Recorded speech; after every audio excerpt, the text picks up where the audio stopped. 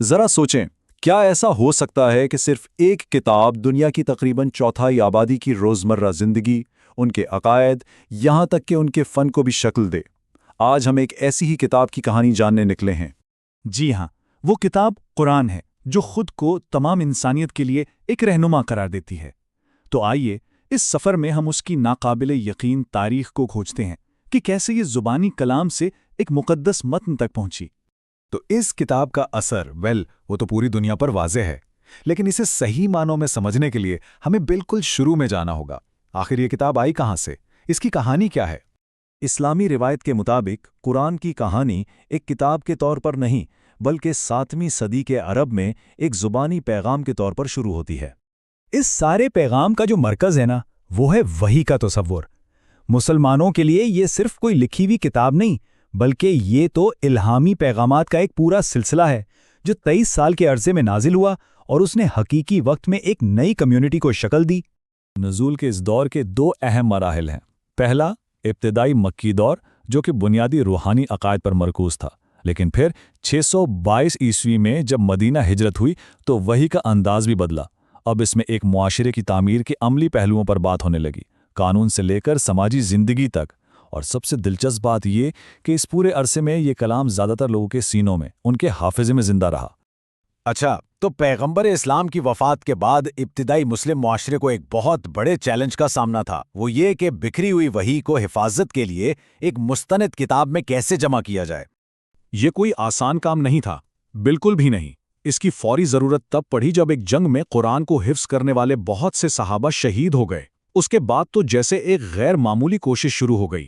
ہر آیت کو لوگوں کے حافظے سے اور جو بھی بکھرا ہوا مواد تھا، چمڑے کے ٹکڑوں، پتھروں، کھجور کی شاخوں، وہاں سے اکٹھا کیا گیا اور آخرکار اسے ایک معیاری کتابی شکل دی گئی تاکہ پھیلتی ہوئی امت کو متحد رکھا جا سکے۔ تو اسی محتاط عمل سے ہمیں وہ قرآن ملا جسے آج ہم جانتے ہیں۔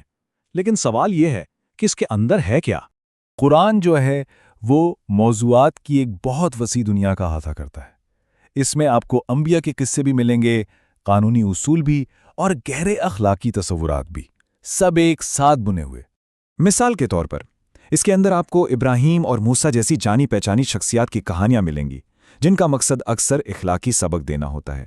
لیکن اگر اس کی روح کی بات کریں تو اس کے مرکز میں توحید کا تصور ہے، یعنی ایک خدا پر غیر متزلزل یقین، اور یہی وہ بنیاد ہے جس پر باقی ہر چیز کھڑی ہے۔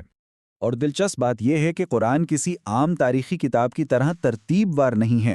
اس کے ابواب یعنی صورتیں عام طور پر لمبائی کے مطابق ترتیب دی گئی ہیں، جو پڑھنے کا ایک بالکل منفرد تجربہ فراہم کرتا ہے۔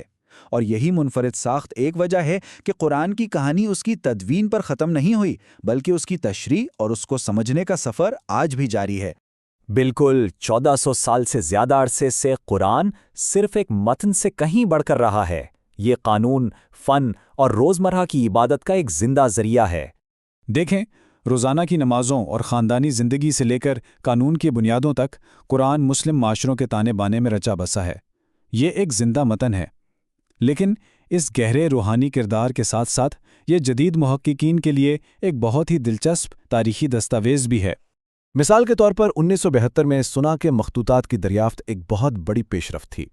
ان قدیم ٹکڑوں نے محققین کو ایک موقع دیا کہ وہ متن کی ابتدائی شکلوں کا براہ راست جائزہ لے سکیں اور اس کی تاریخ کو ایسے طریقوں سے سمجھ سکیں جو پہلے ممکن نہیں تھے۔ اور اس تحقیق سے پتہ کیا چلا؟ اس سے یہ بات سامنے آئی کہ قرآن کے متن کی منتقلی اور حفاظت کی کہانی بہت بھرپور اور پیچیدہ ہے۔ تو یہ تاریخ کے مطالعے کا ایک دلچسپ میدان ہے جو اہل ایمان کے لیے ایک مقدس کتاب کے طور پر اس کے کردار کے ساتھ ساتھ موجود ہے۔ تو آخر میں سوال یہ پیدا ہوتا ہے کہ ایک ایسے مقدس متن کو کیسے سمجھا جائے جو بے وقت ایک لازوال روحانی رہنما بھی ہے اور ایک پیچیدہ تاریخی دستاویز بھی۔ یہی وہ لازوال سوال ہے جو اس بات کو یقینی بناتا ہے کہ قرآن ایک گہری اور زندہ کتاب رہے جو دنیا کے وسیع اور پیچیدہ منظر نامے کو مسلسل تشکیل دیتی رہے۔